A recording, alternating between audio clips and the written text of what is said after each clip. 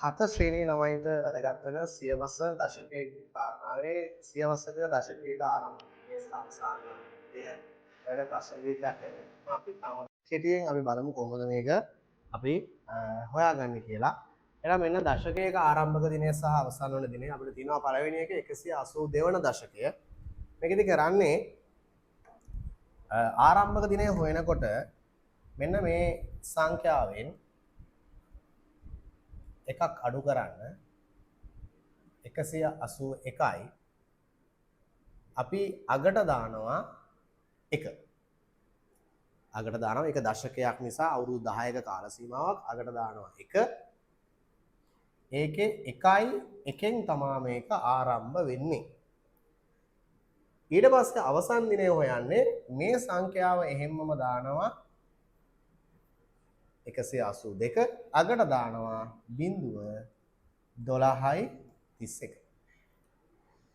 නැවත අපි බලමු 201 වන දශකයේ නම් ආරම්භක දින හොයනකොට මේ සංඛ්‍යාවෙන් එකක් අඩු කරනවා 200යි අගට දානවා 1 1යි 1 අවසන් දිනේ හොයන්නේ නම් 201 දානවා අගට දානවා 0.1231. ඔය විදිහට ඕනෑම දශකයක් ආරම්භක වන දිනේ සහ අවසන් වන දිනේ අපිට ඉතාමත් ලේසියෙන් හොයාගන්න පුළුවන්. සියවසක්. සියවසෙත් ඒ විදිහම තමයි.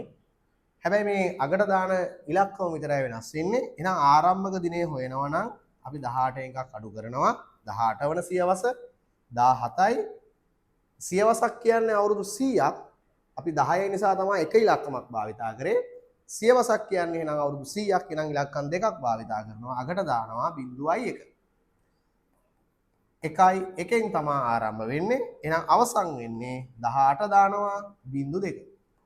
12යි 31 ඉස්සලා දැන් මේ බිඳුවක් දැන් සියවසක් නිසා බිඳු දෙකක් දානවා. එහෙනම් 17 වන සියවස ආරම්භයේ හොයනකොට එකක් අඩු කරනවා 16යි අගට දානවා 0.1 1යි 1 අවසන් වන දිනේ හොයනකොට 17 එහෙමම දැම්මා අගට බිඳු දෙකක් දැම්මා 12යි 31. ඔය විදිහට දීලා තියෙන ඕනෑම සියවසක තියෙන ඒ ඉලක්කමෙන් අපිට ආරම්භක දිනේ සහ අවසන් වන දිනේ හොයන්න පුළුවන්. දශකයකටත් ওই විදිහට ආරම්භක දිනේ සහ අවසන් වන දිනේ හොයන්න පුළුවන්. ඉතින් මේ වගේ තව ගණන් ටිකක් ප්‍රැක්ටිස් කරලා බලන්න.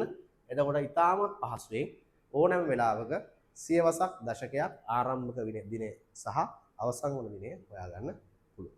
එහෙනම් තවත් මේ වගේ වීඩියෝ එකකින් අපි නැවත හමු වෙමු.